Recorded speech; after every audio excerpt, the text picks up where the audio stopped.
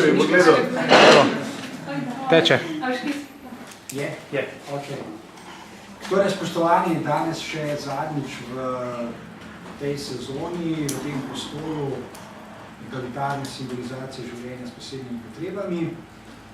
Kot večkrat poudarim, zadnje dejanje bo 7. maja, prijavite se na simpozij, če si še niste, vsi predavatelji, ki smo imeli tukaj predavanja, bomo nekaj tam in na koncu sledi zbornik, ki bo šlo septembra. To, kar se tukaj dogaja, je začetek nečesa izjemnega in sem pripričan in že razmišljamo o novem ciklusu predavanj v drugem šolskem letu. V vsakem primeru je tole projekt SVO, ki ga financira Evropski socialni sklad, delno se je tudi naša država in namen vsega, kar se tukaj dogaja, je ustvarjanje novega, drugačnega socialnega prostora, kjer ni izključevanja. To ni prostor in ne želi biti prostor, ki bi bil namenjen ljudem s posebnimi potrebami. V tem prostoru sploh ni razlikovanja med ljudmi, ki imajo posebne potrebe in ljudi, ki jih nimajo. Tukaj smo preprosto ljudje in to je vse. To je izvišen cilj, s katerim se ukvarjamo, oziroma ki ga želimo zasledovati skupaj z našimi partnerji na projektu. Tukaj z nami je Mateja Minovič, s katerim je res izjemno sodelovati, Grega je črno zadaj, kamera tudi teče, špela je tukaj, tako da jaz pa dobiti v 6. Ljubljani, res želim en prijetni večer, tako da špela prosim. Hvala lepa za ta lep uvod. Jaz sem tudi vesela, da sem del tega vašega lepega projekta tudi v živo. Do zdaj sem brala pa pisala, tako da mi je malo ta drug že poznan, ampak nisem se pa še uspela udeležiti. Jaz vse lepo pozdravljam, mislim, da vsako ljubico že poznam, mogoče čisto vse pa ne. Jaz bom govorila, kot tukaj letale naslov, pravi o principih horizontalnega na eni strani in na drugi strani hierarhičnega. Kako se ti dve vrsti principov združujeta, srečujeta, kateri princip zasledujemo pri našem delu, v našem življenju, a sta združljiva, a nista združljiva. Skratka, to bo moja neka taka rdeča nit danes.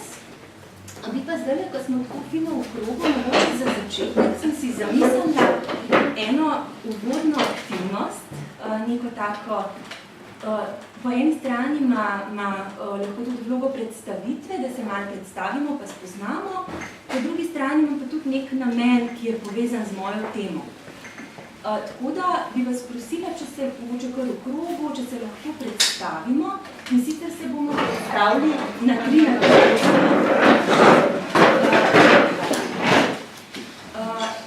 Predstavili se bomo na 3 različne načine. In sicer prvi princip bo skozi prizmo hierarhičnega, drugi bo skozi prizmo nekega horizontalnega, egalitarnega, potem bo pa še nek tretji princip. Pa en čajček je tudi pripravljen. Tako da bom poskušala, mogoče lahko govorimo o sebi, hkrati se pa tudi postavljamo v neko vlogo, ker bomo poskušali skozi neko prizmo in verjetno bomo morali deloma tudi odigrati. Tako da jaz bom povedala prva, tako da bo za nek zgled, vi pa lahko potem po svoje. Najprej se skozi neko hierarhično prizmo predstavimo, se pravi, recimo odgovorimo na vprašanje, kaj sem. Ne kdo sem, ampak kaj sem.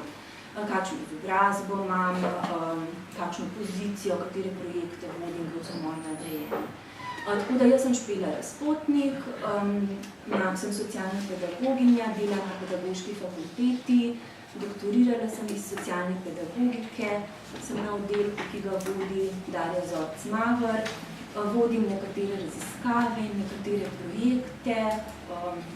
Naš dekan je trenutno Janez Vogrinc in sem vpeta tudi kot delavka v različne projekte in raziskave povezane z vzgojo in izobraževanjem. To je na temo, kaj sem. Ne vem, kjer smer bi šli naprej. tem principu? Dobro še. Se spomnim, kam sem bila. Jaz sem Darja, v službi v zaporski upravi, v zaporskem sistemu, sem vodja delnega vzgoja, tudi sicer zastudirana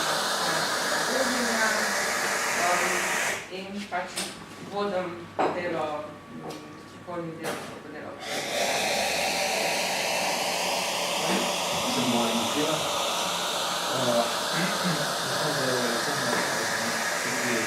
Edini moški, kar je pravzaprav vse povedal. Drugač smo tudi na pedagoški fakulteti. V krogu. V krogu, ja.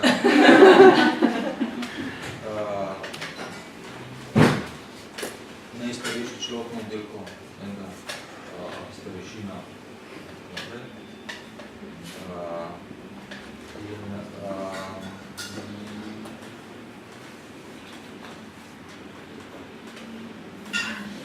Sem Ana Picač, sem diplomirana socialna pedagoginja, razstavljena sem v Civilni Skamnik, sem vzgojiteljica najmlajšim otrokom v Siriusu. Vključena sem tudi v projekt, zaradi katerega smo tukaj in sem tudi rokaljna mladostniku, ki se je že vključil tudi na pedagoško fakulteto. In naprej. Jaz sem Tina Vesel, sem socialna pedagoginja, zaposlena v Sirius Kamnik, tudi sodelujem v projektu SPDO, pa sem vzgojiteljica v Siriusu. Jaz sem Marja Hvastija, sem absolventka specialne in rehabilitacijske pedagogike. In letos smo prosto, ampak hkrati nastrenjeno z večjimi dejavnostmi, tudi v okviru mojega poklica.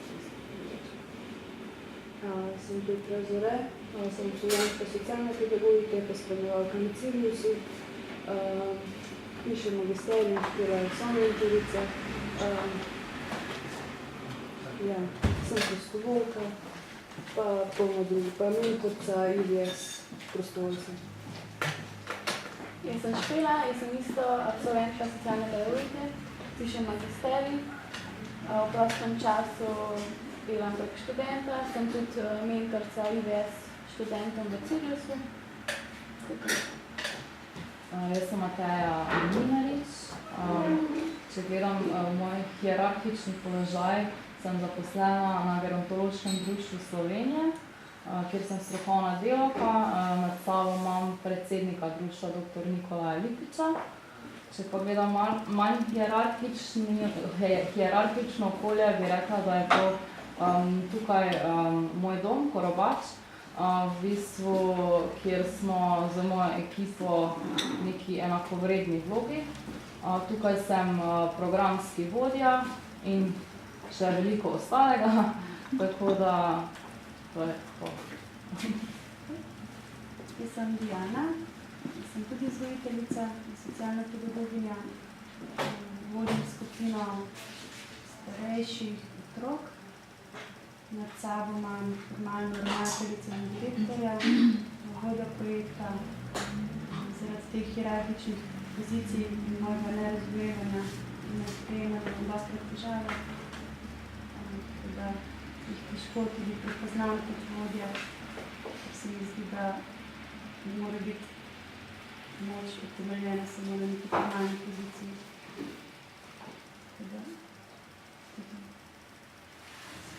Jaz sem gost, Kaša me povabila. Tukaj sem mamica otroka s posebnimi potrebami. Smo začeli leti nazaj, posvojila smo že mladostni. Mami danes 6 let star, veliko mi pomaga in sem srečna, da smo ga pripeljali v Sloveniji, ki bo sicer dobil strokovno pomoč. Anja, če si lahko čuda. Jaz sem Taša Abrovič, delam v Siriusu Kamnik, kot spremljevalka za 8 razredov. Imam veliko med sabo Andreji, Tiški, recimo še Pirošek, kdo je podobno. Počela sem se dopeki, da me to zanima, ali kažem se s tem, kako se podjeka. Bilo se.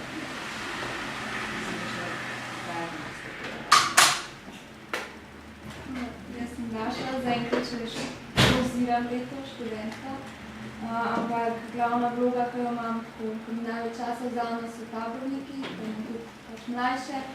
Imam dva, ki sta nad mano, ampak kar smo prostovoljci, smo vsi enakopravni. Ampak prišla sem sem zato, ker hočem malo več ker otroci imajo dosti jaz se pač ukvarjam so v normalnih šolah, recimo normalnih, in imajo dosti, ko so kritični do teh s posebnimi potrebami in pač hočem jim pač pripela do tega, da bojo razumeli, da smo vsi enaki. Ja, jaz sem Ružica Mihajlović in sem spremljevalka na srednji šoli že 20 let in imam veliko nagrajenih nad sabo. Omenila bi sem 3, ko me ocenjujejo, se pravi ena vzgojiteljica, ravnateljica osnovne šole, pa ravnateljica doma.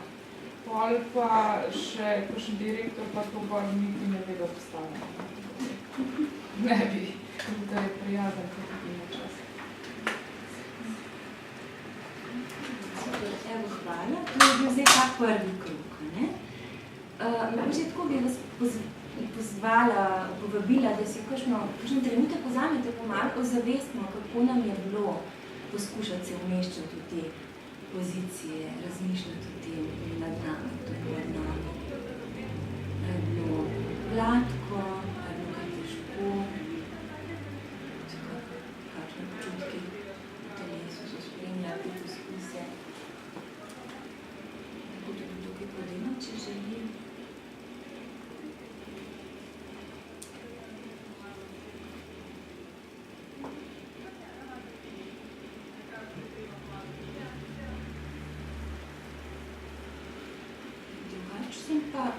Zdaj razmišljam, sem želela še 2 kroga narediti, pa se mi zdi, da mogoče je to preveč, tako da bom malo združila v enem.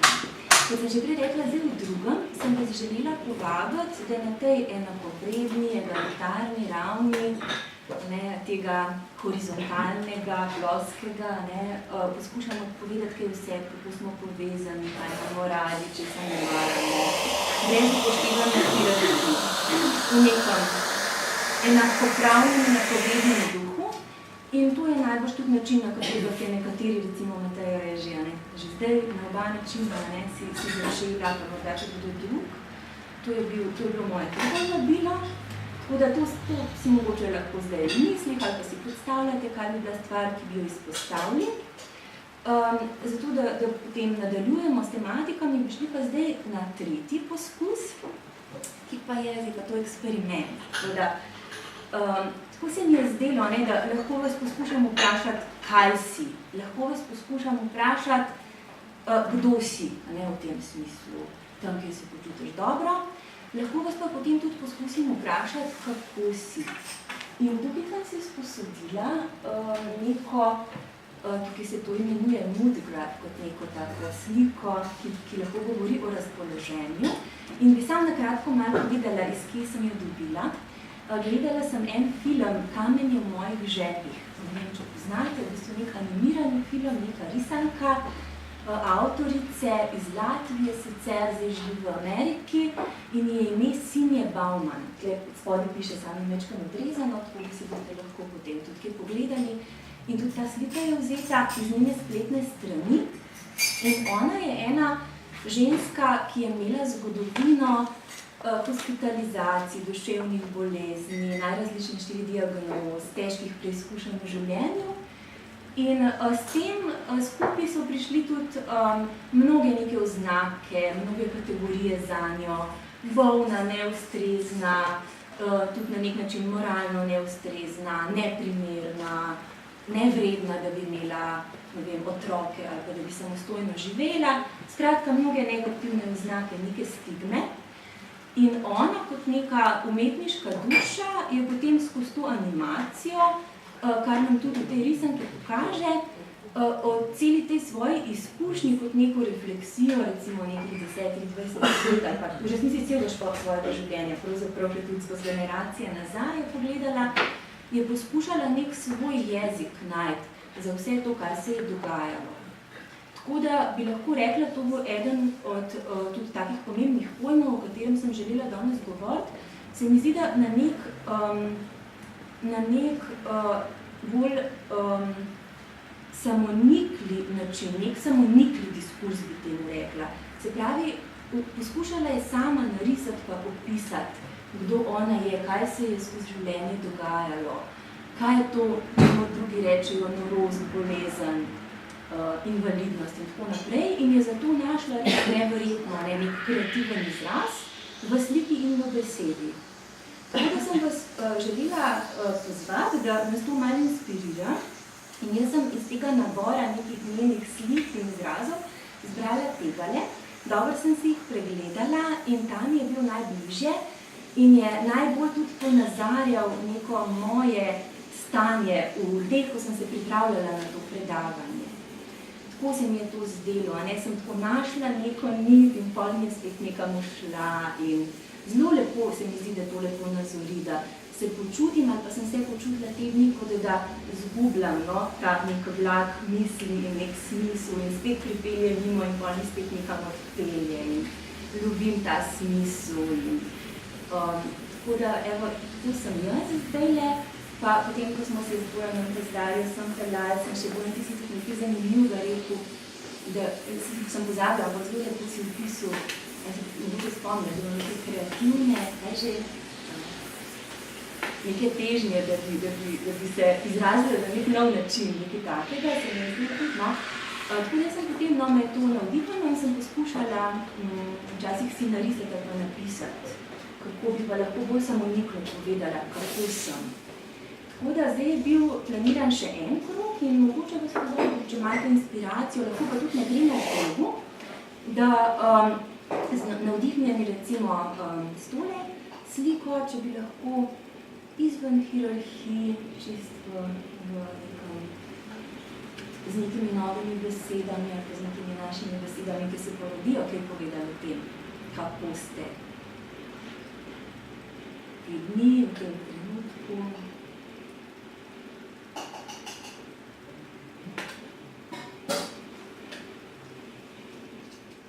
Tako je začnem. Prej sem govorila o teh hierarhičnih razmerih, zaradi katerih imam težave, imam pa tudi izkušnjo dela v odprtem okolju, v društvu. Tako primerjam, kakšna je razlika in kako zelo produktivni smo, če nismo ujeti v te hierarhije, v to, da nekdo ve, kaj je prav zate. Tako da se mi zdi, da je moj miselni vlak zelo poln različnih ljudi, različnih mladih ljudi, in na vsaki znova presenetijo, kako zelo so samostojni, koliko veliko naredijo, kako jih ni treba nič priganjati, nič spodbujati.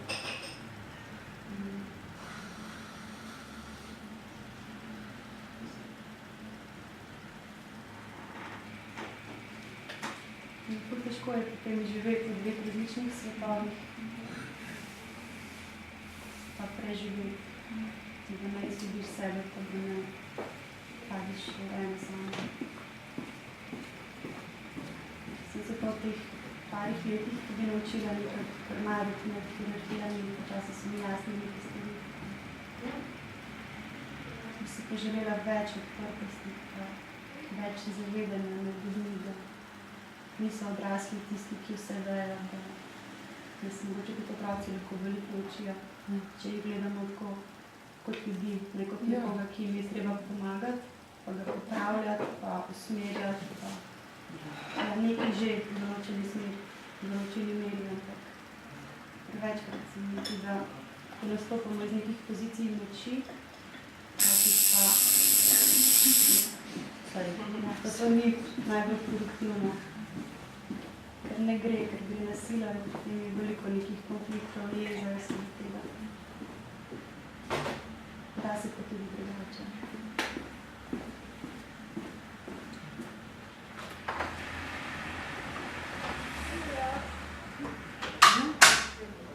Moče še kakšne? Lahko tudi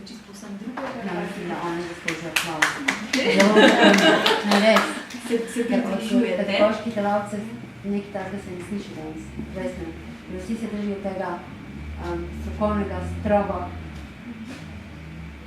preveč, premalo tega osebnega. Bravo. Potem pa gremo mogoče naprej s tem duhom, ker se mi zdi, da zdaj ta vlak gre v to smer, no, kot sem si tudi jaz zamišljala. Zdaj sem sicer kar nekaj časa verjetno za ta vod porabila, ampak bomo pa potem pohiteli, tako da mi dajte vedeti, no, da je že za preveč. Aha, samo mogoče se bomo pohiteli, da ne malo skrbi. Ok, bomo po občutku, bomo mes kaj vprašala, no. Tako, lahko bi tudi rekel, da smo zdaj že kar vse povedali na nek način, ker je v resnici razmislek o teh hierarhičnih pa horizontalnih strukturah bil že malo tudi skozi to tvojo refleksijo, Diana, zdajle zajet.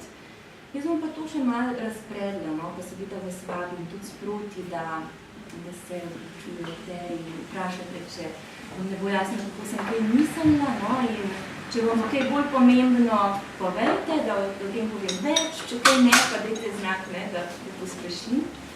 Najprej, mogoče, ko sem se pripravljala na tole predavanje, naslov sem dala že kar nekaj časa nazaj, ko še pojma nisem imela, kaj bom govorila, ampak sem videla, da me to zanima znotraj teme, ne, ki jo opisuje naslov projekta. Potem pa sem pač od nekje seveda črpala izkušnje, znanje in še najbolj so bilo to tale tri področja. Eno je deinstitucionalizacija in predvsem vezano na socialno-varstvene zavode. To so zavodi, kjer bivajo odrasli ljudje, predvsem s kakšnimi diagnozami na področju duši, s kakšnimi psihiatričnimi diagnozami, drugimi, no. In s tem smo se v preteklih letih za skupinami nekaj ukvarjali in en tabor smo imeli v enem takem oziroma ob enem takem zavodu. In tu je še kar navdih, no, nekega razmisleka, tako da bom nekatere stvari iz tam povlekla. Nekaj stvari bom iz neke raziskave, ki smo jo skupaj z Darjo Bojanom, pa tudi še nekimi drugimi kolegi zdaj delali in se je ukvarjala s tem, koliko je podpora dostopna mladim, ki doživljajo psihosocialne oziroma duševne stiske, kako iščejo to podporo, kakšne izkušnje imajo z njo, tako da mogoče utrinek tudi od tam vzela, pa tudi mogoče iz kakšnih drugih kontekstov, ki so vsi na neke kolektive vezani. V zadnjih letih je bilo veliko teh nekih skupinskih, takih v bistvu egalitarnih, horizontalnih, skupnih projektov, kako si morda ti omenila, Diana, neobveznih, obštudijskih. Tudi ta tabor je bil eden od njih, pa še kakšni drugi in iz tega bom tudi kakšne refleksije študentov recimo črpala.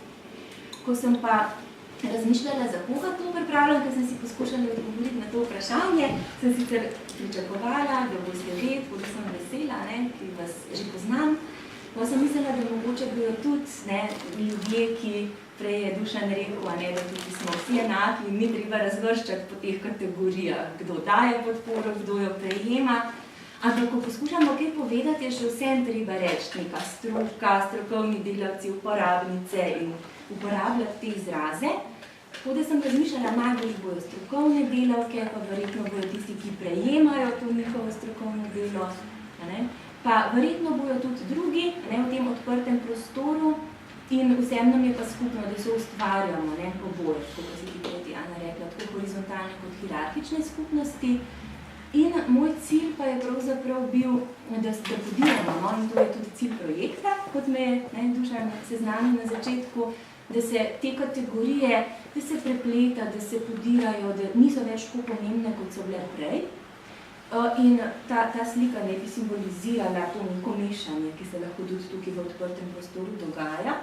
In ena taka moja neka predpostavka, ki mogoče se z njo strinjate, lahko pa da tudi ne, ampak velikokrat opažam, ko vstopam v kakšne kontekste, ali je to nek zavod ali neka nevladna organizacija, kakršnakoli organizacija že, sem najbolj vesela, če ne ločim, kdo je zdaj uporabnik in kdo je zaposleni. In če recimo študentke reflektirajo in rečejo, čakaj, sam jaz res nisem vedela, kdo je zdaj tukaj zaposlen v tej stanovanjski skupini, kdo pa je uporabnik. In pa si rečem, super, če je bilo tako, potem mislim, da gre v dobro smer, delo v tej stanovanjski skupini. In v neki stanovanjski skupini se to lahko zgodi, ali pa v neki nevladni organizaciji, in velikokrat se, medtem ko v neki instituciji, v šoli, ali pa, ko imamo tukaj nasproti, je pa to malo težje, ali pa moramo biti bolj kreativni, da lahko tak princip uveljavljamo ali pa srečujemo. Se mi pa nasplošno zdi tak dober pristop. Ko je to enkrat izmenljivo, takrat smo verjetno nekje na dobri poti horizontalnosti, o kateri danes tudi govorimo. Imate komentar, se mi zdi? Ja, jaz sem hotela to povedati, da mi imamo napise etikete na mačkah, da se ve, kdo je kdo, To obvezno moramo nositi, da se ne bi slučajno kdo zmotil, In to se nas kar veseli. Ja, ne vem, meni je čisto v redu, zato kot to delo z lahkoto delam, pa se hodam imam čas v politiko, to je druga hierarhija. Pa se družim s fanti, ki sem malo više, pa se bolj počutim psihično. Ja, se pravi, take stvari, etikete, uniforme, najrazličnejša sporočila so, ki da se ne moreš to ne zmotiti. Ja, ker ste velika institucija. Ja, točno vse določeno, kaj smeš in kaj ne smeš. In kdo lahko do kam pride. Ja. To je spet samo v naših glavah, kaj ti sprejmeš. Tako razveš, kako jo bom imela, Ker nimam več televizije, sem jo odklopila, ne bom počuvati.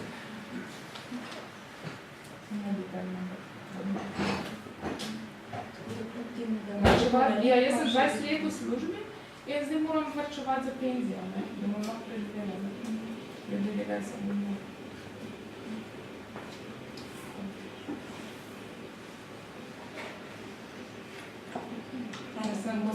Se bomo še lahko. Zdaj, če grem naprej, pa bomo še o tej stvari govorili. Tako da, v bistvu z enim takim dogodkom, ki se mi je pred nedavnim zgodil, sem hotela večkom upeljati še nekaj teme v zvezi s tem. Z eno skupino, tako 16 je bilo, smo šli pri enem predmetu, kjer se z brezdomstvom ukvarjamo in ga imamo spet letos po dolgem času, smo šli na teren, se pravi, pogledati, kaj se kaj dogaja tam, kjer ljudi so. Na ulicah smo pač hodili okrog in iskali, kje so, in da jih malo vprašamo, kako so, kaj delajo, kaj rabijo, kaj se jim dogaja. In se je zgodila tako ena taka prigoda, je bila, vam jo bi nakratko opisala. Prišli smo do ene skupinice ljudi, nekdo je bil, moški je bil tam na cesti in je, potem tako se mi zdi malo demonstrativno, tako je odigral in je rekel, študentke, socialne pedagoginje, daj mi pomagi mi, rabim pomoč. In bolje ena študentka je na to reagirala, ne na to igro recimo, ali pa tako na pol igro, ker on je tam to lahko odigral, ker je bilo to na njegovem terenu vse.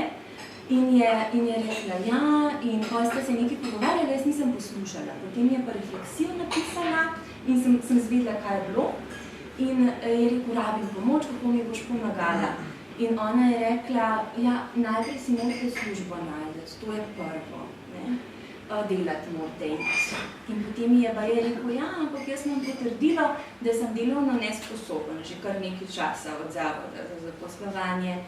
In potem je napisala, da v tistem trenutku se je zasmilil in ni imela mu več kaj reči, tako da se je pač stik prekinul in rekla, pol pa ne vem.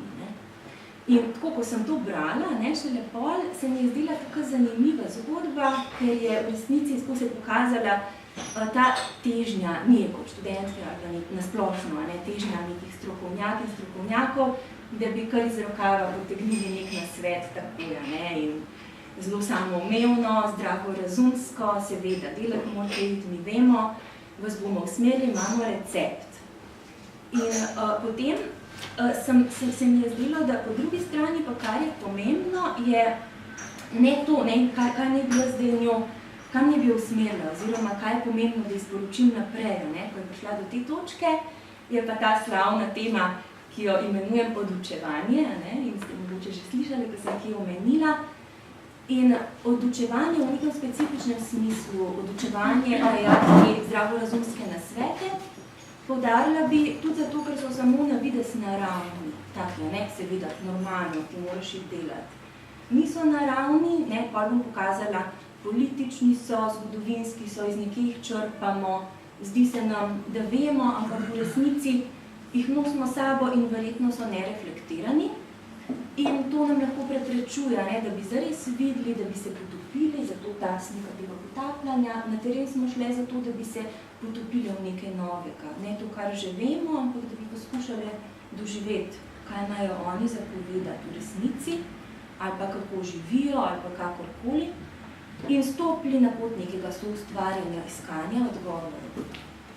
Tukaj sem želela še to dodati, prav ta primer tega pejde delati, poišči si službo, se mogoče zdi logičen, ampak hkrati pa bi poudarila, da v resnici res ni edini možen, ali pa da ni naraven, se mi zdi zelo dober izraz, ne? Ker je zelo političen in ker zelo reproducira ta pogled na ljudi, da so bodisi vir lahko, ne, če prispevajo, če delajo, ali pa so strošek oziroma breme davkoplačevalcev, se pravi človeški vir ali pa strošek na eni strani, in ali so leni in niso pripravljeni biti vir, ne, in potem jim lahko samo še povemo, da zdaj ni več države blaginje, ampak je aktivacija, ne, se pravi na meste welfare, je workfare, ti se lahko vključiš, ampak tvoja pot mora iti skozi to neko aktivacijo, da ne boš breme, ampak boš vir. Tako da to je to spreminjanje pogleda na svet, iz katerega delujemo, ko na videz delimo neke neutralne, zdravorazumske nasvete. In ravno spreminjanje tega common sensa je, se mi zdi, učinek ideologije, neke prevladujoče ideologije. In to je tisto, ne, od česar se mi zdi je vredno odučevati oziroma reflektirati, mogoče je refleksija boljši izraz. In mislim, da ravno neko tako terensko delo, ko poskušamo vstopiti v nek prostor, kjer ljudje so, pa to ni naš domač prostor, ampak mi tja pridemo kot neki gosti, recimo, ne, v neko življenjsko polje, nekaj tak socialno-pedagoško zelo popularen izraz, tja, kjer so, ne, se mi zdi, da se lahko zgodi, da ravno ti konteksti pa snemajo maske, no, tako sem temu rekla, te zdravorazumske maske, tega, da mi vemo, oni pa ne vejo, ne, dejali si tudi, na primer otrok, recimo to zelo lepo povedala. In se mi zdi, da na tem domačem terenu se je težje pretvarjati, da bolje vemo, kaj je za ljudi, s katerimi delamo, recimo, da ne bi delali dobro, da jih prevzgajamo, vzgajamo, prilagajamo in da na nekem tem terenu ali pa tam, kjer ljudje so domači, kjer živijo, lahko je to pri njih doma, lahko je to ne vem, na igrišču pred šolo, tam, kjer pač oni so domači, kjerkoli že so lahko domači.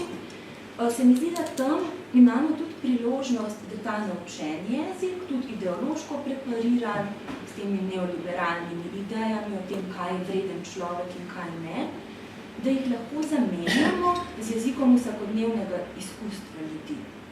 Tako da bom o tem malo poskušala zdaj naprej razmišljati, ne? In zdaj sem tako, mogoče bom malo, ne vem, tudi provokativno, no, ampak neka moja teza ta je, da, zdaj, če bolj nagovarjam, vsi smo tukaj v glavnem vsi, ki delamo z ljudmi, ne, tako da v bistvu nagovarjam predvsem nas.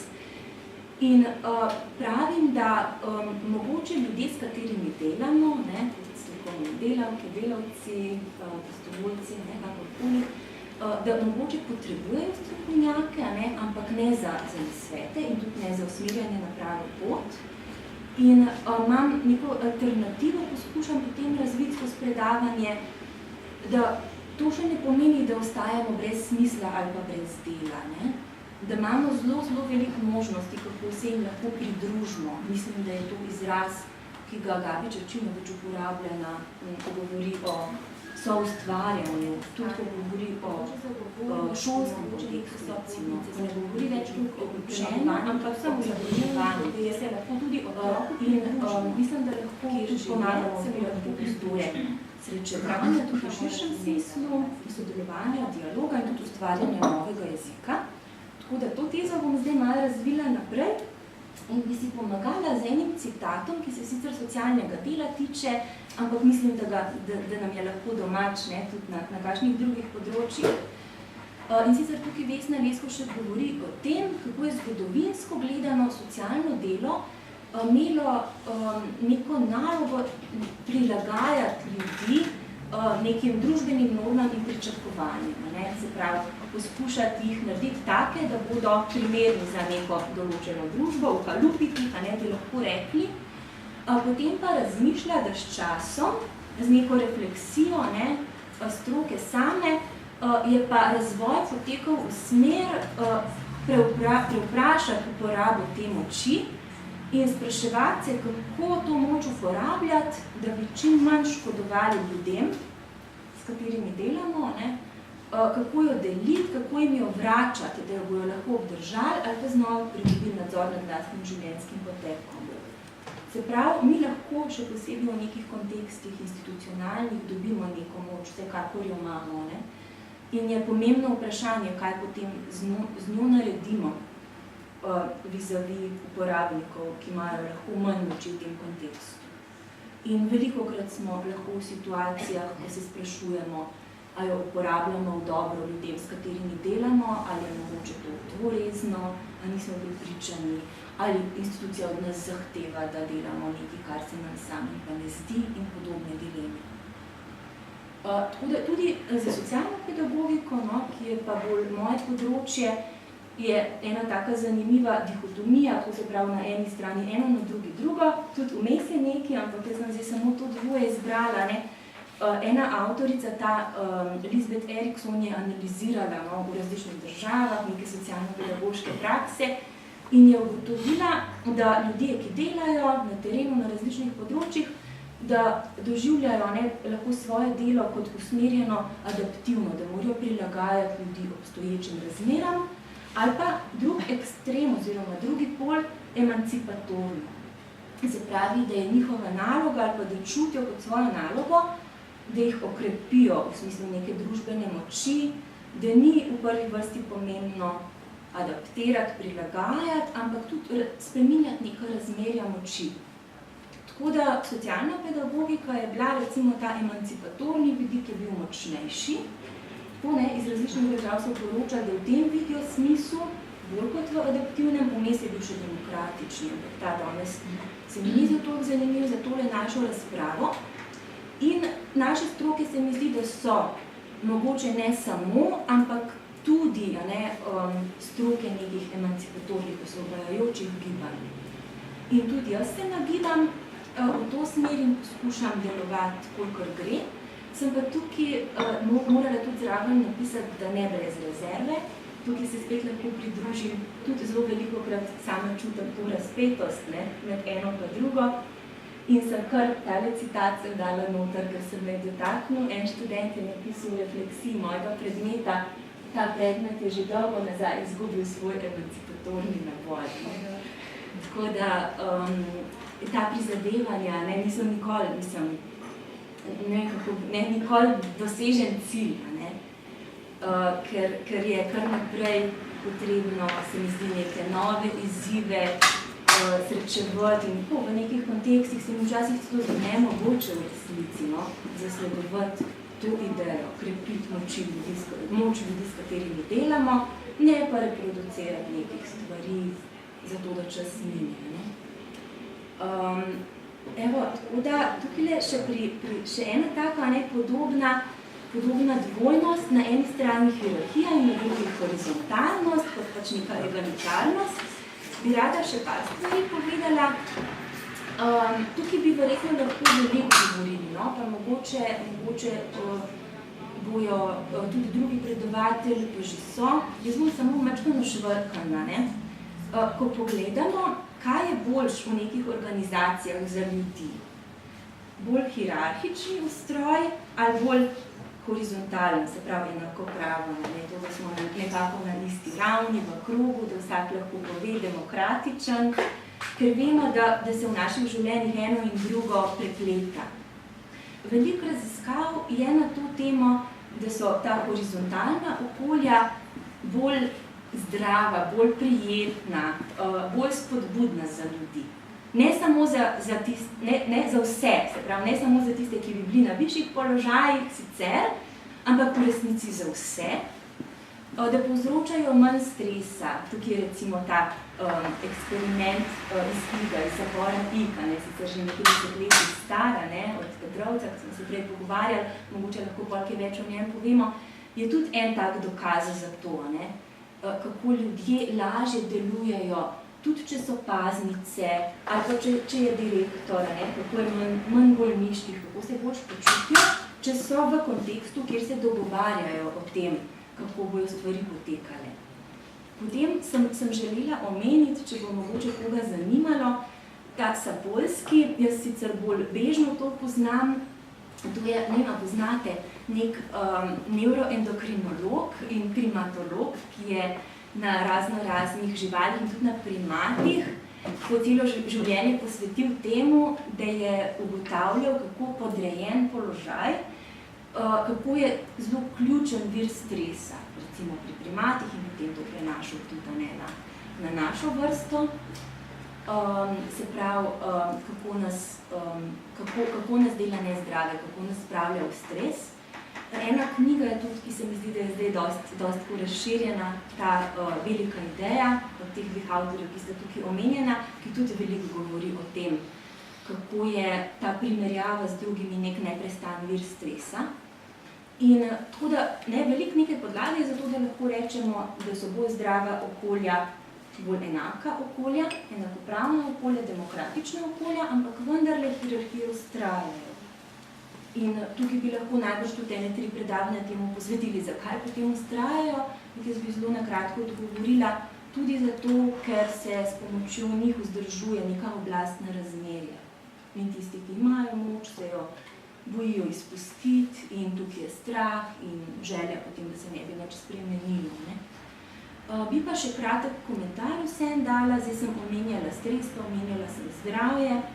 V to res ne bo šla v podrobnosti, ampak vsem bi želela samo se tukaj pozicionirati. Nek nelagoden občutek sem imela, pa veliko berem o tem, kako je neenakost nezdrava, pa kako stres povzroča, pa kako se to da meriti. In potem sem v bistvu poskušala artikulirati, da se mi to zdi zelo individualistični pogled, da se v resnici borimo proti neenakosti, zato ker povzroča bolezen pri ljudeh. In potem bojo ljudje bolj bolni in bo več denarja šlo za zdravstveno blagajno in bojo večji strošek in vsak od nas se lahko boji zase in za svojo raven stresa. Tako dojela sem, da je to nek tak zelo individualistični argument in da me v resnici bolj zanimajo neki humanistični argumenti, da je neenakost sama po sebi nekaj, kar želimo premagovati. Ne glede na to, kakšno raven stresa zbuja v nas.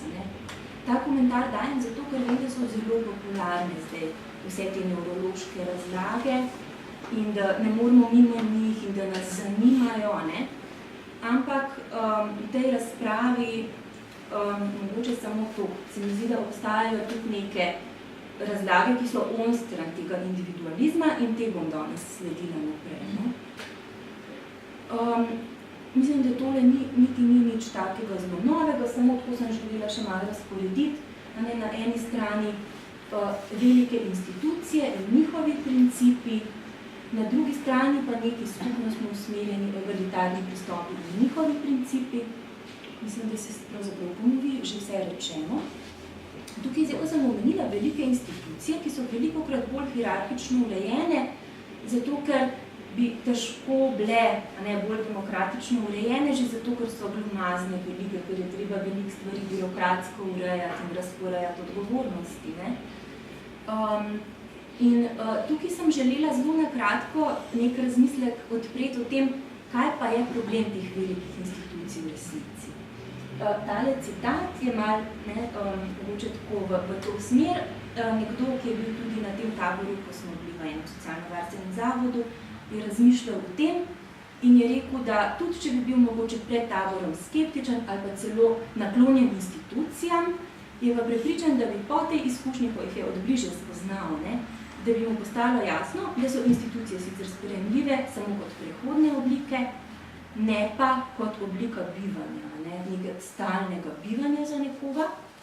in pravi tudi, da se mu zdi, da so nezdružljive s človekovimi pravicami, dostojanstvom, integriteto in razmišlja, zakaj pa še vsem jih toleriramo, če vse to vemo, velike institucije, totalne institucije, in pravi, da verjetno zato, ker smo prepričani, da so ljudje, ki po naše sodijo v institucije, manj ljudje kot mi. Vse ne vejo, kaj se jim dogaja, oni so srečni. Mogoče samo en možen vidik. V bolj širokem, nekem bolj globalnem smislu bi pa podala to razlago, da so institucije sicer tukaj zato, da nam poskušajo olajšati življenje, pa reševati neke težave, ne zato, da imamo kje biti, da se imamo kje šolati, ampak ravno zaradi te svoje rigidnosti in hierarhičnosti, poleg tega, da nam morda sicer res olajšujejo življenje, nam ustvarjajo cel kup novih težav, kot nek sekundarni učinek, ki jih moramo podreševati. In potem več ne vemo, a se ukvarjamo z nekimi primarnimi težavami, ki smo jih poskušali rešiti s tem, da smo institucije oblikovali, ali v resnici poskušamo reševati stranske učinke institucij, negativne učinke institucij. V skladu tudi mogoče s Freudovim nelagodjem v kulturi, čeprav on ne govori o institucijah, ampak kar o celi družbi. Je pa podobna teza.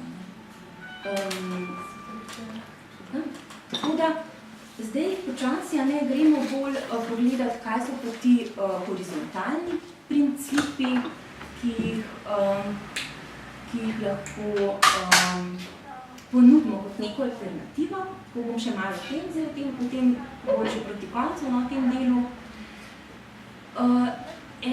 Ena taka stvar je to vprašanje ekspertnosti, strokovnosti, kdo je tisti, ki najbolj ve, kaj je najboljš v njegovem življenju, v njenem življenju, kaj je najboljši korak, kaj je treba narediti. Po eni strani smo mi strokovnjaki za življenje drugih ljudi, po drugi strani pa ravno to, da smo strokovnjaki, strokovnjakinje, nam nalaga odgovornost, da vidimo to strokovnost v ljudeh samih, kako so oni strokovnjaki za svoje življenje. In šele ko to vidimo, se verjetno tudi kakovost te naše strokovnosti lahko poveča ali pa spremeni. Se pravi, ljudje, s katerimi delamo, so najboljši strokovnjaki za svoje življenje in mi jih lahko okrepimo, ko to vidimo. In tukaj se mi zdi, da je taka lepa metafora, ta metafora potopiti, ko sem jo že prej dala, kako se lahko poskušamo potopiti v ta svet, pa ta nek etnografski pristop, se pravi, poslušati ljudi, opazovati ljudi, se mi tudi zdi, da je tukaj lahko zelo na mestu. In ta dva izseka govorita ravno o tem, spet se nanašata na tabor. In mi je bilo zanimivo, ko je ena študentka razmišljala o tem, kako, ko je hodila po tej veliki instituciji, medtem ko smo imeli tam zraven pa tabor, kako je opazovala vse to kot neko tujo deželo. In ta metafora mi je bila zanimiva, kako je ona videla v stanovalcih tega zavoda, lokalce je ona napisala, v zaposlenih pa mogoče neke turistične vodiče, ki poskušajo samo določene stvari osvetliti. In sem se tudi vprašala, velikrat imamo mogoče hodimo na kakšne obiske, ko greste kam drugam, imate občutek, da vam zaposleni želijo predstaviti, kaj se dogaja njihovim uporabnikom, kaj so njihovi pravi problemi, če že mogoče tudi kakšen stanovalec odgovori na njihovo vprašanje, ampak verjetno zelo predvidljivo, in da drug niti ne pride do besede. In še en tak, podobno, še en drug citat.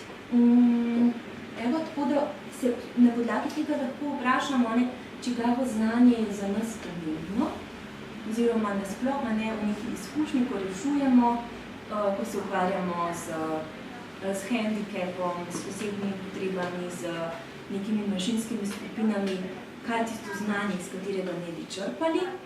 In tukaj je še ena, ko je rekla tako, kako je videla strokovnjake za svoje življenje, recimo pri tem, ko so muzicirali, ko so kuhali, pri tem, da je nekdo vedno znova, tudi brez pomoči nekoga drugega z vozičkom uspel priti čez kamne, recimo.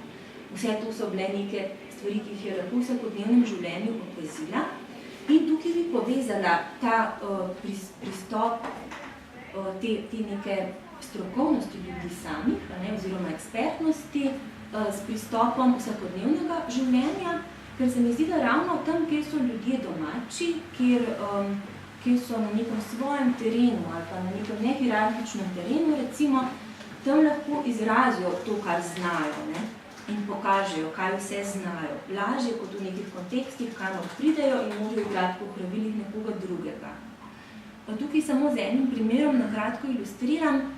V eni šoli s prilagojenim programom se je zgodilo, da smo imeli tako kot nek timski sestanek in so o enem fantu govorili učiteljice, vzgojiteljice, recimo, ki ga poznajo iz te šole, predvsem ravnatelj, recimo, in potem neki prostovoljci, ki so pa z njim v popoldanskem času, na počitnicah, v družini, čez vikend, kdaj. In hitro smo ugotovili, tako da deluje, kot da bi govorili o dveh različnih fantih.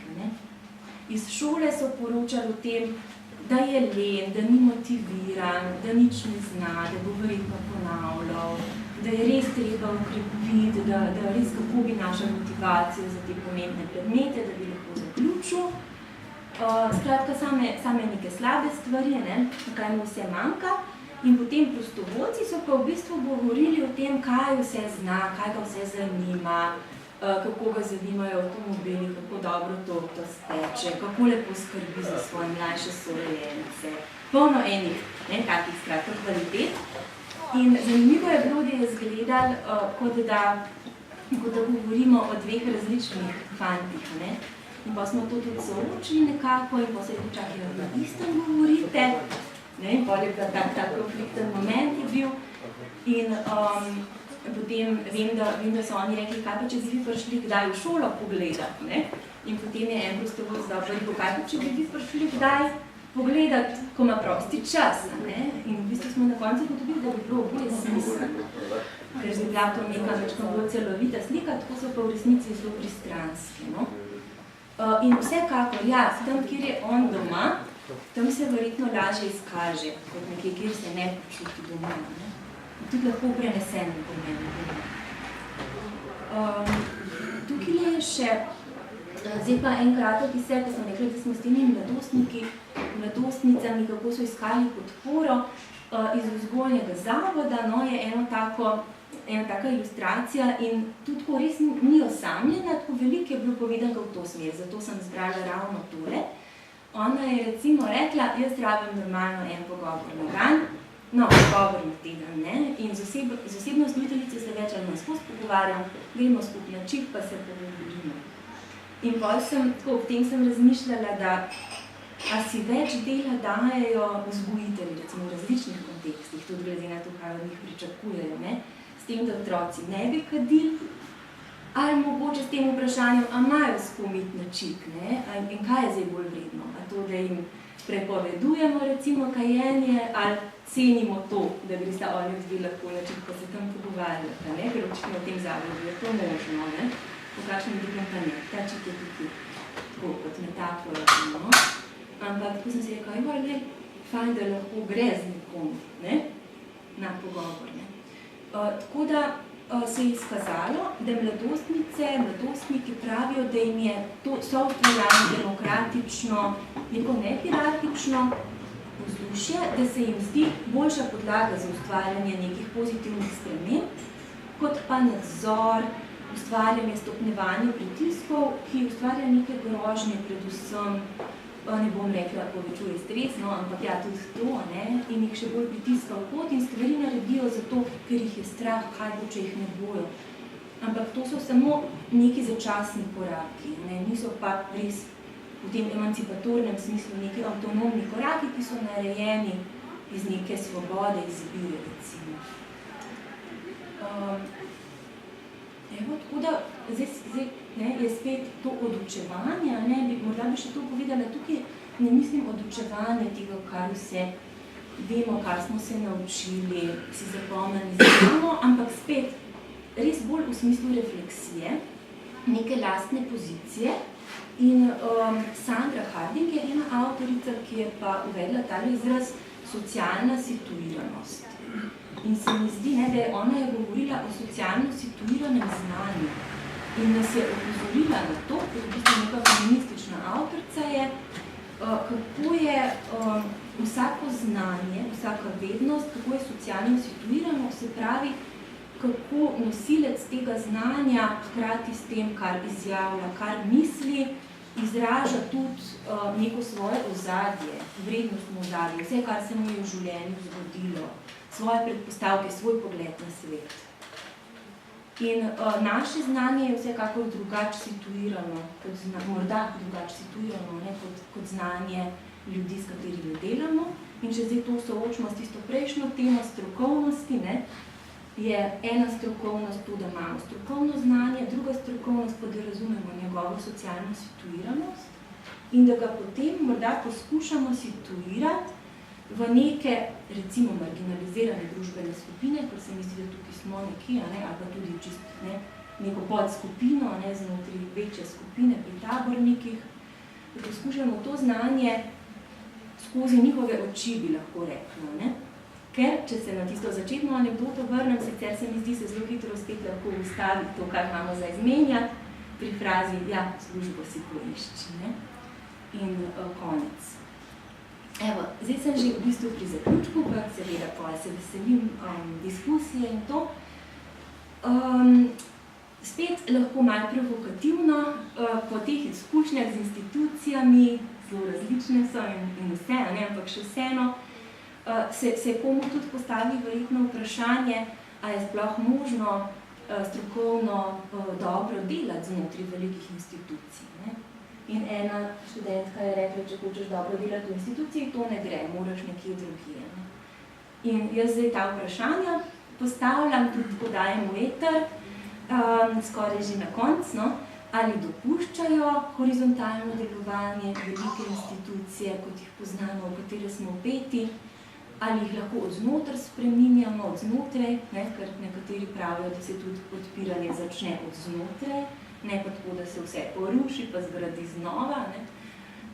Ali lahko dialog med horizontalnim in nekim hierarhičnim sploh poteka, neka pretočnost. In zdaj imam pa še tukaj še eno sporočilo, to je zadnje sporočilo, ki mogoče sploh ni toliko povezano s tistimi prejšnjimi vprašanji, lahko ga pa razumemo kot sporočilo, ki ga lahko kamorkoli zdaj umestimo. Ali v institucije, ali v skupnosti, na teren.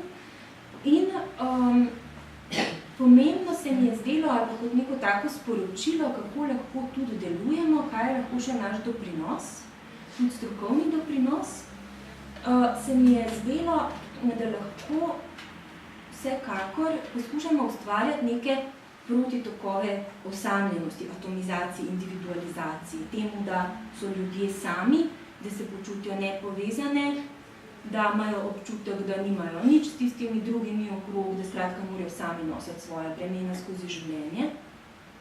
In se mi zdi, da je lahko tudi naloga strokovnjak in strokovnjakov ravno to omogočanje nekih prostorov, simbolnih, realnih, odpiranje, dajanje prostora za to, da se bojo ljudje lahko družili, združili, pogovarjali, izmenjevali, iskali skupne rešitve. Skratka, neke varne prostore srečevanja, da se lahko ljudje v njih povežejo. In zdaj bom to samo še skozi ene par različnih kontekstov nasvetlila, da bi pokazala, da je kdaj to lažje, kdaj težje, kdaj pa mogoče že nemogoče. Izkazalo se je, tudi ko so mladostniki poročali o tem, kakšne izkušnje so imeli na področju iskanja podpore, v institucijah si se z mentalnim zdravjem ukvarjajo, ne? Se je izkazalo, da so iskali podporo, da so velikokrat tudi dobili podporo, velikokrat so težko dobili podporo. Ta strokovna podpora seveda ni dovolj dostopna. Ne? Tukaj je en citat, ki govori o tem, da bi ona rabila pogovor, tukaj recimo psihiatra omenja, da ko je že prišla in poskušala artikulirati svoje vprašanja, je imel 15 minut časa, pa 3-krat ga je zmotil telefon vmes. Tako da v resnici res ni imela občutka, da je imela nek prostor, kjer bi se lahko z nekom v svojih težavah pogovarjala. In to je kar velikokrat sporočilo mladih. Na drugi strani pa je tudi velikokrat sporočilo mladih, da so pa v teh kontekstih, recimo tudi v bolnicah ali pa v nekih enotah, v kriznih enotah, kakršnih koli že, da so srečali prijatelje, da so spoznali druge ljudi s podobnimi težavami. In veliko je tudi zgodb v resnici, ki kažejo na to, da so jim ti prijatelji lahko nudili podporo, ki jim je neki strokovnjaki niso mogli, ker ni bila pravočasna. In recimo, tale je rekla, na psihiatriji spoznaš največje sumčke. In s tem je mislila ostale, ki so tam. In tam je veliko prostora in časa in tudi delo je veliko kratko naravnano, da se mladostniki pogovarjajo, spoznavajo, družijo. Cele vikende so sami, recimo, če ne grejo domov in potem se v bistvu res lahko pogovarjajo. In takrat se zgodi marsikaj in tisto, kar se zgodi, je očitno zelo pomembno. Vsaj tako pomembno, kot tisto, kar jim lahko stroke dajo, bi si upala trditi, mogoče sem malo predrzna v tem. Medtem pa drugi konteksti, recimo kontekst zaporov, tukaj se na knjigo, ki je pravkar izšla Pot na Ig, o ženskah, ki so svoje zgodbe delile, Darja je bila tudi med poslušalkami teh zgodb, bo še lahko potem kaj dodala. Ena izmed tem, ki se je skozi zgodbe izkazala, je bila, kako so ženske rekle, da so drugi največje, ne vem, kjer izraz je najboljši, tiranke ali pa največje vreme, da ravno to sobivanje je bilo tisto, kar jih je najbolj obremenjevalo. Se pravi, medtem ko na nekih drugih, malo bolj odprtih kontekstih, je lahko to sobivanje nekaj, kar najbolj obogati, recimo, je lahko v nekem drugem kontekstu nekaj, kar je največje prekletstvo v narekovajih, največje breme. Verjetno v veliki meri zaradi tega, ker je zaporsko okolje tako naravnano, ker so tam neki omejeni viri in ker se od zgoraj navzdol skozi hierarhije ustvarja neko rivalsko ozračje, ne pa povezanost. Če bomo imeli koliko časa, zanimiv je, kako se je ravno skozi to zgodbo pisanja knjige, kako se je to preobrnilo na nek način. In da to se mi ti pravlja, da so se ženske, ki so sodelovale, začele podpirati, kar je nekaj novega. To samo, da mogoče samo malo menim, kako se lahko ti tokovi preobrnejo iz rivalstva v sodelovanje. In se mi zdi, da v vzgoji in izobraževanju, v šoli, se mi zdi, da se predvsem tekmovanje spodbuja in manj sodelovanje, tudi glede na neke pretekle čase, na katere z nostalgijo gledamo. Ko gledamo kakšne spletne strani, so na prvih stranih samo tekmovanja in nič drugega kot tekmovanja. In prostora za sodelovanje ni. Čeprav nihče ne napiše na spletni strani šole, mi zatiramo sodelovanje.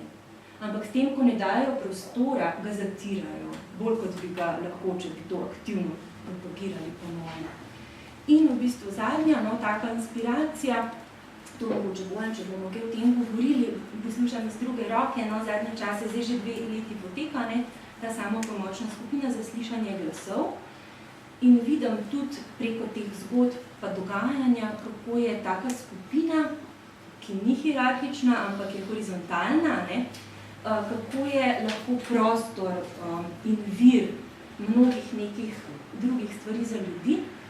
In sem rekla, da bom s tem zaključila predavanje. Zadnjič sem rekla Bojanu, a se lahko priključim, ker imajo, ne vem, skupino itak, pa potem tabor poleti, pa plesne delavnice, pa obiskujejo se, ko je kdo recimo v bolnici, pa zdaj imate neko gledališko, recimo. In jaz sem tako res dosti spontano sekla, jaz bi tudi šla v to skupino. In potem, vem, da je Bojan odvrnil, a slišiš glasove? In jaz sem rekla ne, ampak rada bi bila del skupine. Tako da bi morda zaključila z mislijo, ki je v bistvu naslov ene knjige, ki govori o samopomočnih skupinah. V 3 jezikih mi je bila že dostopna in se mi zdi, da se vsaka majčkeno drugače sliši. Tako da sem pustila prijateljstvo najboljše zdravilo. Sicer je pa tudi potem med viri, tako če vas bo kaj zanimalo. To bi bil moj zaključek, moja zadnja misel, taka pripravljena. Zdaj pa upam, da imamo še čas za kakšne, ne vem, za čas pravi.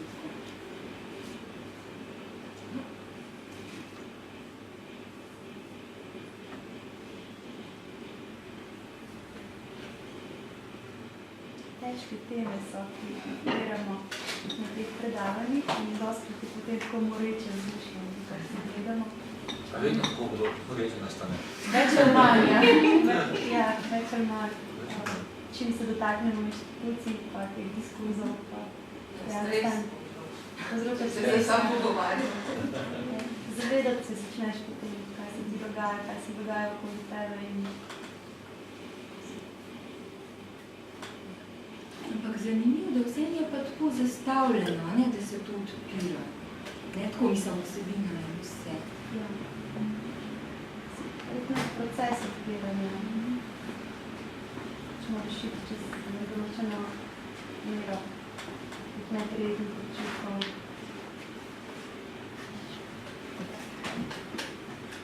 Se znebiti pač iz to, katero ne več.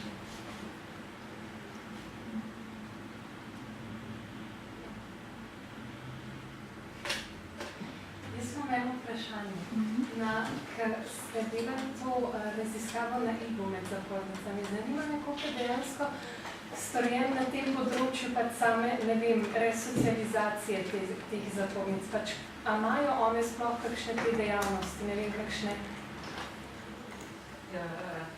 Ja, v bistvu se je tam v tej knjigi, si to knjigo malo prelistaš, o tem tudi one povejo, tako pa govorijo, koliko tega je, pa koliko tudi njihovega vidika. Ker zdaj, če vprašaš zapor, ti bo rekel nekaj, če boš vprašala zapor, te bo rekel nekaj drugega. Odvisno, koga vprašaš zdaj.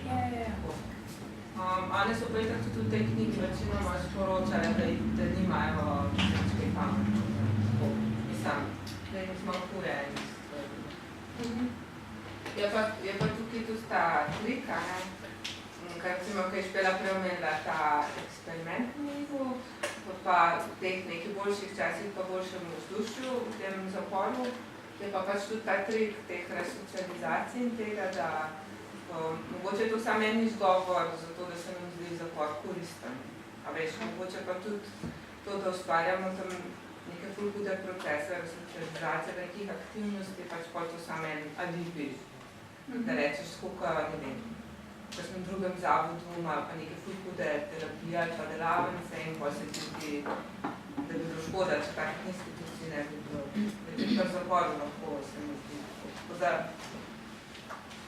ni nujno, da je to ful dobro, če bi bilo ful dela socializacije. To hočemo reči. Meni se pa zdi tako nora ideja, da bi kdo lahko pomislil, da če nekoga pošliš v zapor, pa kakšen kol zapor že je, da bi lahko bilo tam kar dobrega za njega. Razno posilo v večerja, pa malca. Mislim, se o tem tudi kako piše, ne, pač po instituciji zapora, pa jih pač o tem, da mislim, ta neko disciplinirano obnašanje, pa pač te institucije, mislim, pač ravno to, no, kar se mi zdi, da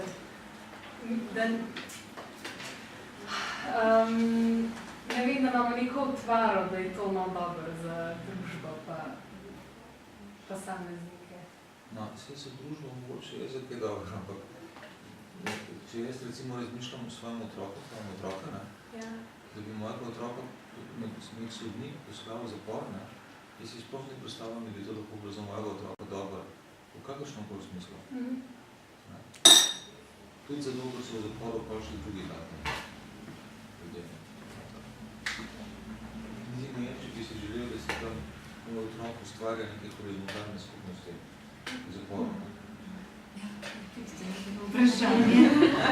Sam se spomnim, ko smo se o tem pogovarjali dost, ne? Bojana pa tiskaj pa, da so tam stavili delak. Očitno, ja.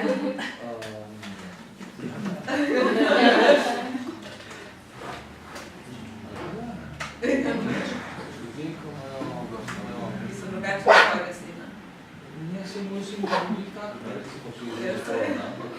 Ampak ljudje, ki imajo, res tem so v zaporu ljudje, ki imajo praviloma, ki so imeli zelo slabe pogoje življenja. In ne vem, kaj je dobro v tem, če bi zdaj nekoga poslal še z drugim ljudmi, ki so imeli slabe pogoje življenja. To ni čist jasno, ne. Težko vidim v tem, kaj je dobro. Ja, kako vseeno v tem povezovanju.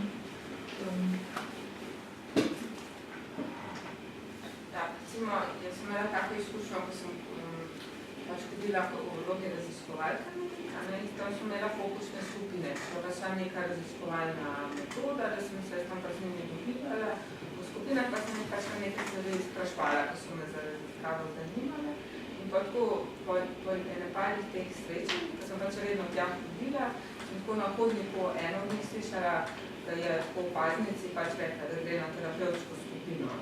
In v bistvu so se pač te fokusne skupine prelavile v neke čudno mešanico spravke samopomočnih skupin in oni so se pač šli povezali in pač so se tako zmenile za neke strategije, kako bojo one pač preprečile nasilje, ker se je nad njimi dogajalo in tako in pač ful se povezale in še zdaj so v kontaktih, ene so še vedno, pa tako mi povejo, da pač to se nekaj skupnost ustvarja, ki je na pozitivno. Tako da ne vem, reči, da se je skoli spaljal.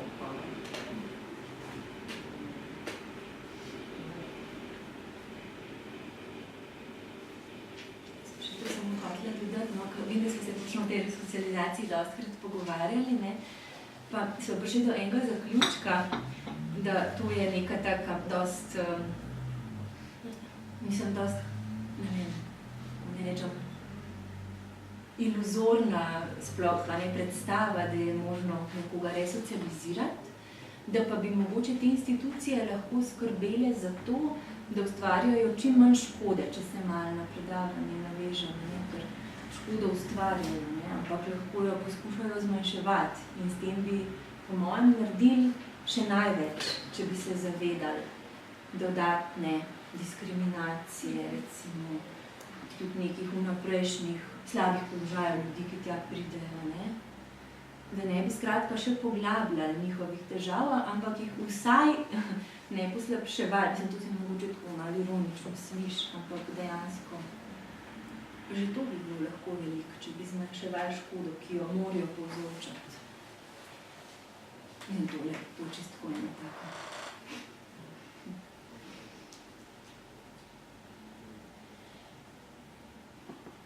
Ja, jaz bi še delila eno svojo izkušnjo, ko sem se zdaj spomnila na njo. Sem govorila o teh horizontalnih, v bistvu pač o teh vezeh. In sicer, jaz sem bila enkrat dežurna, to se pravi dežurna vzgojiteljica za cel zavod v popoldanskem času. In naloga je, da tudi skrbiš oziroma opazuješ, kaj se dogaja na hodniku, pač tako malo vidiš nad dogajanjem. In mimo pride en mladostnik in tako pozdrav, oj, ne? In jaz zdravim, me živijo, no zdravim mene, jaz sem ena medicinska sestra. In je bil ta pozdrav oj, zelo neprijeten, iz vidika, potem je ona meni začela nekako to svojo težavo, kakršno ona, ne. Kako se mladostniki obnašajo, s kakim načinom tudi nahajajo v ambulanto, imamo pač mi zavodno ambulanto, iz vidika, da se tako na njih naslavljajo oj, kako si, da nimajo bontona in iz tega vidika. In zdaj me je to prav spomnilo na to, da sem bila takrat v stiski, ker nisem točno vedela, kaj naj nazaj rečem, ker meni se v tistem momentu ni zdaj to nič nenavadnega, oziroma pozdrav kot tak, ne. Njej se pa zdelo to kot neko zatodni del bontona, iz vidika nekih teh hierarhičnega odnosa, da se bodo potem v vseh drugih strukturah v življenju, kamorkoli drugam bodo vključeni, se bodo na ta način obnašali, vedeli, pogovarjali.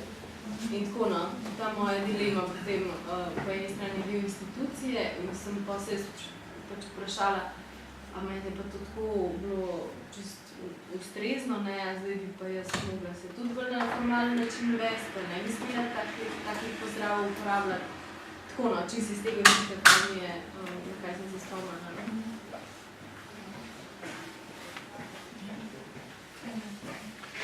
Jaz sem pa pač okrog teh hierarhičnih pa horizontalnih v bistvu načinov funkcioniranja sem v bistvu začel razmišljati o tem, da ti imaš lahko eno v bistvu, recimo temu, jaz bom čisto na primeru povedal, ne? Recimo, da je to vse skupaj ena restauracija, ne? V kateri je ključnega pomena, da zaposleni med sabo super funkcionirajo, ne? super funkcionirajo, ker pač potem so tim in ta njihova energija pač nekako izžareva gostoljubje in to vse skupaj se prenese v bistvu v biznis. Ne? Ampak je pa vseeno restauracija kot neka institucija hierarhično, pač ve se, kdo je menedžer, ve se, kdo pomiva posodo, vse pač se ve. Ne? In kaj pač mene najbolj zmoti, ne, je to, da obstajajo pač kombinacije tega. Ne? Ti imaš hierarhijo, vse se gre recimo v smoter služenja denarja oziroma posla, ne? Ampak se pa v sami hierarhiji pa stremi k temu, da se naredijo take horizontalne celice, ne? Vi natakari, vi kuharji, ne? Vi čistilke, recimo, in na podlagi tega, da horizontalno zadeve funkcionirajo, potem hierarhija profitira. Ne? In tu se mi, mislim, na tem se mi, to mi je pač vedno grozno, no? Ker se to tako ustvari, ne? Ker recimo imaš ti te horizontalne nivoje v pač nekih društvih oziroma neprofitnih organizacijah, ne? Pa gremo res nekaj narediti z nekim zanosom, ne? Ampak vedno te zahaka. Ne? Čeprav si ti v horizontalnem nivoju, pa si misliš, da delamo to zato, ker smo fajn, pa ko funkcioniramo super, ne? Je ogromno enih primerov, ko te pač sam pahne v eno hierarhijo, pa pač moraš delati. Ne? To je v bistvu tudi problem tega, ker ljudje morajo, mislim, se pričakuje sicer jaz to zdaj z gostinskega stališča razlagam, pač meni to ni, mislim, imam tudi izkušnje z nekih socialnih projektov, ampak to je glih najhuje, ne? Ker hierarhija v vsakem primeru obstaja. Ne? Kakoli se ti horizontalno ful dobro vse skupaj zamisliš in vlagaš tudi sebe, ne? Ker to se tudi pričakuje v delu z ljudmi, ne? Ker ti daš en delež sebe noter, ne? Ker ti personaliziraš to, z čem se ukvarjaš, ne? In ti v bistvu po eni strani prodajaš tudi samega sebe za nek profit, ne? Nekoga drugega, ne? In to je v bistvu grozno, ne? In o tem se dostikrat zgubi, ne? Nekih zanosov, nekih nabojev, ko se ljudje skupaj razumejo, pa dejansko super funkcionirajo, ker nimajo tistega, ja, ti si pa več od mene, jaz sem pa manj od tebe in dajo res vse od sebe, ne? Ampak na koncu te pa pač vedno te neka hierarhija, ne? Tudi če nočeš.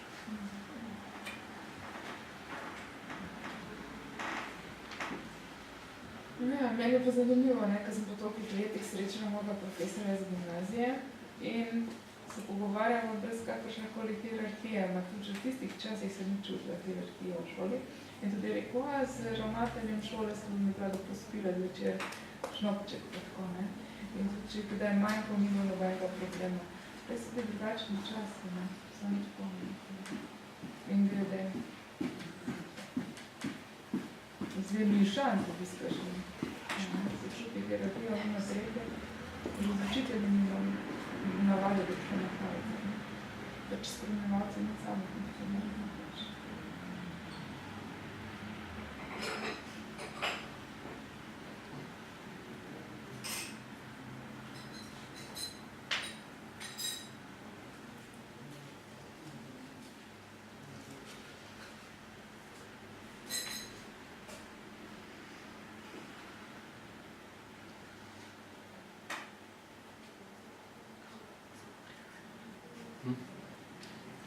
Sem zamoril, se pravi, sem me opozorili.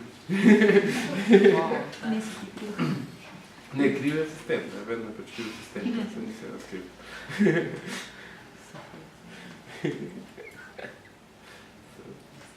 Univerzalno resnico povedal, ne, proti kateri pa nič ne moramo, vedno nas nekaj čaka, ne.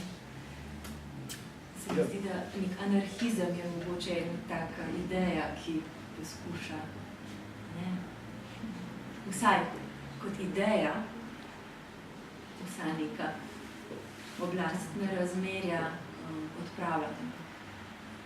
Ja, samo pač ima toliko negativnih prizvokov, ne, zato se pač dosti ljudi distancira samo zaradi prizvoka anarhizma, ne. Vse anarhizem ne pomeni pač vse skuriti pa na papirju postaviti nove zadeve, ne, ampak tako ga 90% ljudi dojema, ne. Anarhija je fantastična, če se vsi zavedajo, da so v anarhiji, ne.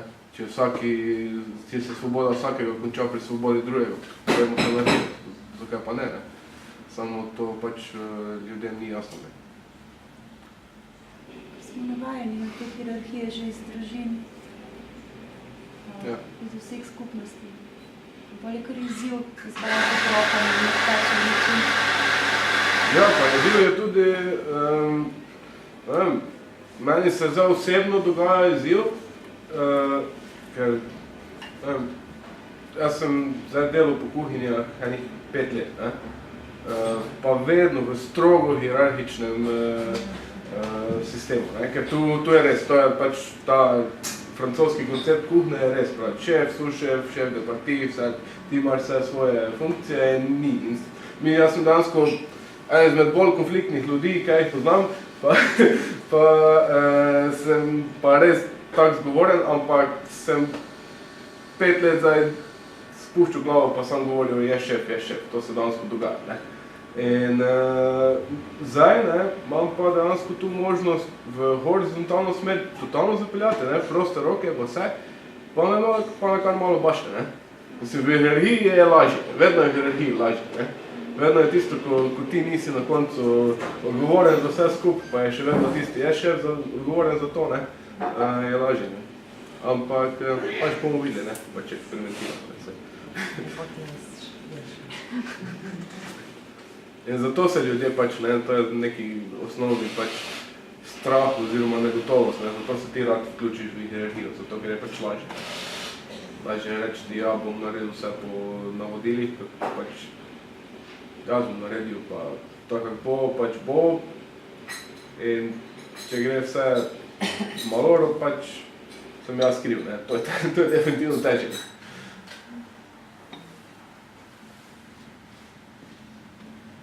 Bomo poleti videli, ko sem se zmenila, da bom šla delati v eno kuhinjo. So mi tudi rekli, ker imam pa osobe pomimo, sem rekla, kaj se, to sem že navajena, mislim, sem navajena na hierarhijo.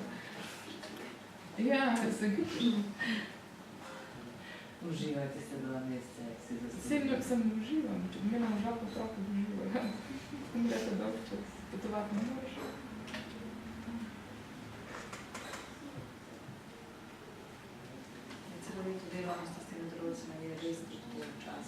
Ja, me zanima, ne, prav hočem vedeti, kakšna hierarhija je v kuhinji, ne. Pa se bi šla delati. Vsak hoče vedeti, dokler ne zvedi. Ne, saj je fajn. Je kar fin. Ful je tovarištvo, ful je... Sam pač... Treba pa tisti. Malo si plačana. Ma ne vem, meni so rekli, da bi se rada naučila, pa so pa rekli, ja, pa če bi se rada naučila, pa ne moraš ti nam plačati. Sem rekla, ma vsega šole nam kuhar jaz ne grem pač nič učiti. Mi je že dosti, da sem naredila organizacija socialne mreže, ki mi nič tako redi. Sem rekla, počem prav konkretno delo. In potem, vse sem tečaj naredila, ne. In potem je, tako ne, mislim, debate je bila in sem rekla, da sem samo eno leto, da sem navadila. Ja,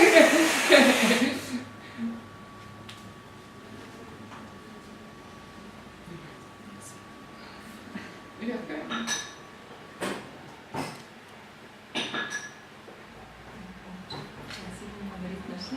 Mene še vedno to vprašanje malo matra, kaj mislite, a je možno delati po nekih horizontalnih principih, v neki veliki instituciji. Kako si v resnici zelo veliki z iste, ne? Lahko jaz povem svojo izkušnjo, da je možno, ampak se moraš spustiti ti iz tega svojega položaja, pa postati eden izmed vodja skupine, tudi če si plačan za to, da veš pač, kam je treba iti. Če ga potem sprejmeš, da mogoče pa ne veš in da mogoče oni tudi čim daš otrokom ali pa mladostnikom to možnost, da sami odločajo, mogoče v čisto preprostih stvarih, pa bo nalogo delal v šoli ali doma in potem lažje in potem smo vsi pač ena skupina, ki se pač odločamo sproti, kaj bomo počeli, kako bomo počeli. Samo kaj ni v instituciji že samo po sebi, da oni tebe gledajo kot nekaj na višjem položaju, tudi če ti daš opcijo, da ste enakovredni. To se zgradi s časom. Enakovredno se zgradi? Ja, enakovreden odnos se zgradi. Tam je bilo, recimo, najbolj presenetljivo spoznanje lani, da smo delali vlogo iz fizike in pač nisem vedela. In potem sem bila v stiski, kaj zdaj, ali ne bi hitro tam v pisarno pogledal telefon, bilo tako pisarno, pač ne vem.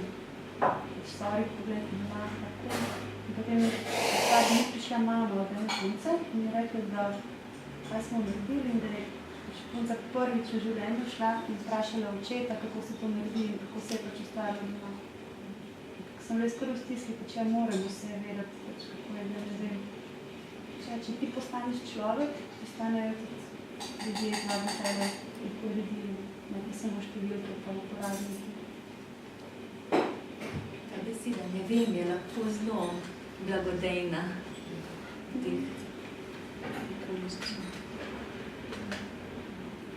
Potem tvegamo, pač vedno lahko pride nadrejeni pa reče, v redu ve, pač kaj se učimo zdaj. Če imaš argumente, zakaj ne počneš in strokovni delavci jih imamo.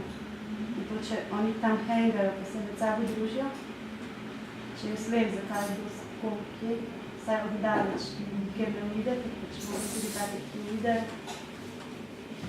potem to vidim, če jih poznam pogovarjati. Če imam res občutek, da bi morala delati, kot pač naj bi delala, nekaj ti vidi, kot pač vsi delala, pa večina.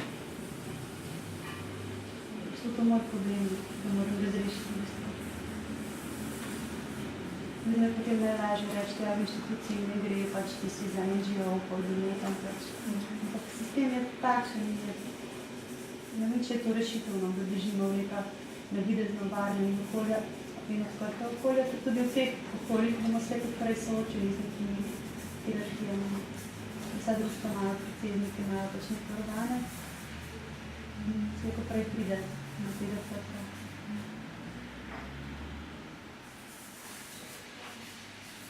Kako ostali to doživljati?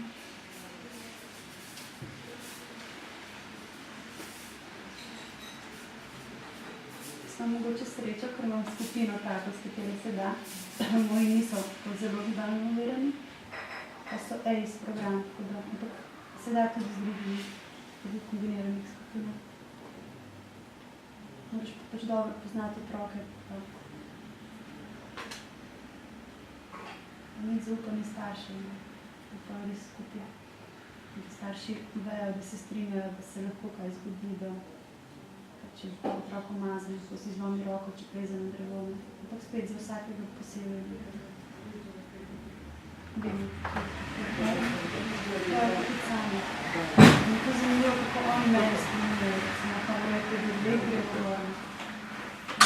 Spet to ne pride tako, da se rečemo, ampak iz letih pač. Se izpostavljajo odnosi, ki se tudi znamo.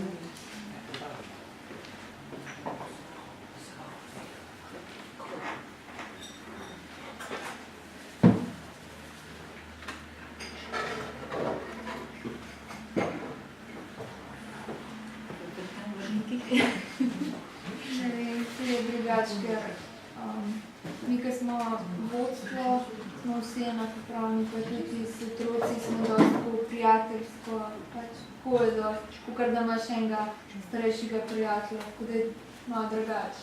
Ja. Še vsem te jemljajo kot kakor učitla, ker dosti reče učitelja, ne. No, ampak je že to, da se recimo pri tabornikih vsi tikamo, tudi če je en, ki je star 70 let, vsi se tikamo. In je že to, ti da tako en tak občutek, da si na isti ravni. Tako da malo več.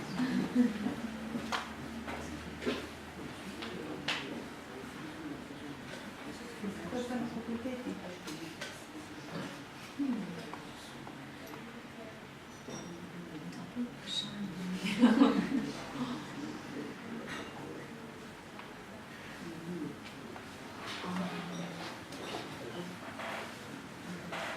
Na fakulteti tako, v nekaterih primerih da včasih študenti noče več hoditi na predavanje, potem pesem, da damo okrog stilistke prisotnosti. Tako pa kar nekaj začnejo. Ja, hkrati pa ste na listi, pa pol to se mi zdi, da pa pol začnejo sprašovati, ali je bilo pol ure prej po 23 let stara oseba, ki so šla z nekim, pa je lastno, ampak ste pol ne sprašovali, če lahko pol ure prej domov, pa kaj se je pozgodilo, če bi bilo pol ure prej. Pa tudi jasen ta hierarhičen moment, pa smo imeli tam. Tako da, če jaz sem letos dal neko listo prisotnosti za odmoro, potem so pa eni, ki jih slučajno na tistem predavanju ni bilo, so bili zelo žaljeni in so rekli, da če dam za odmoro listo prisotnosti, da moram dati potem v vseh urah, da bojo oni vedeli, da je listo prisotnosti, da bojo vedeli, da moram hoditi. Tako da so napravili manj svobode odločanja, da je treba prisilo na vse uporadu sistematično. Nobene svobode, pa vse sme biti, če že. Tako da te ljudje so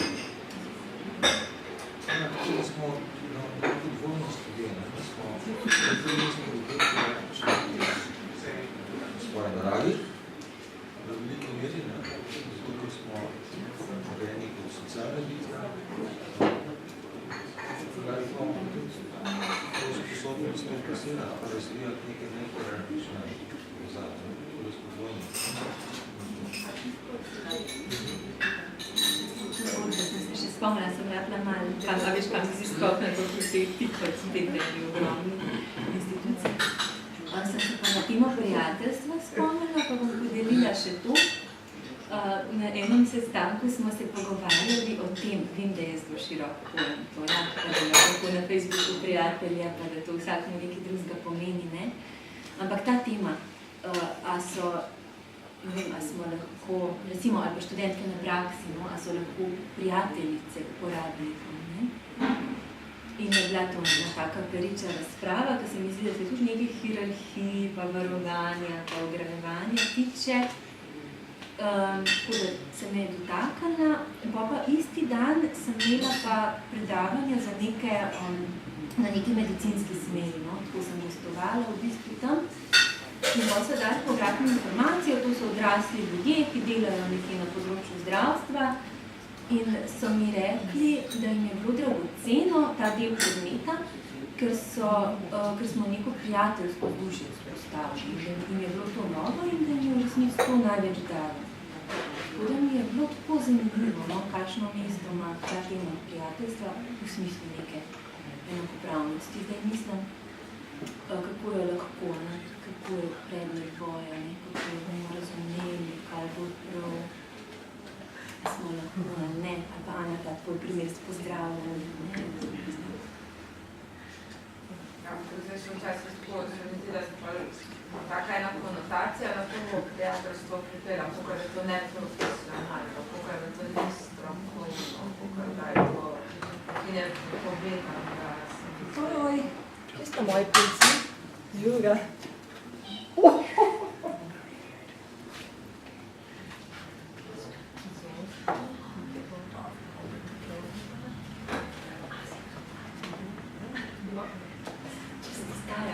Med enimi ideali, pa neko vsakodnevnostjo, ne, ki je pa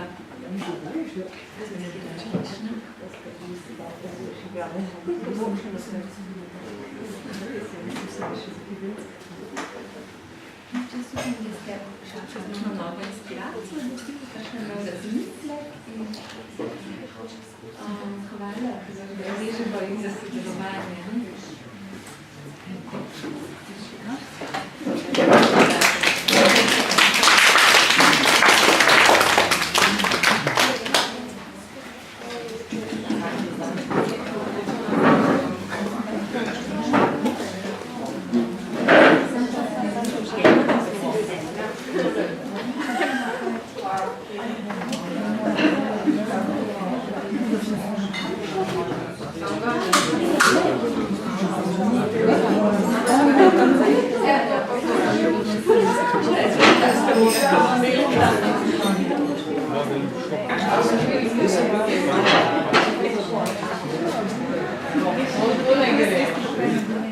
Thank you.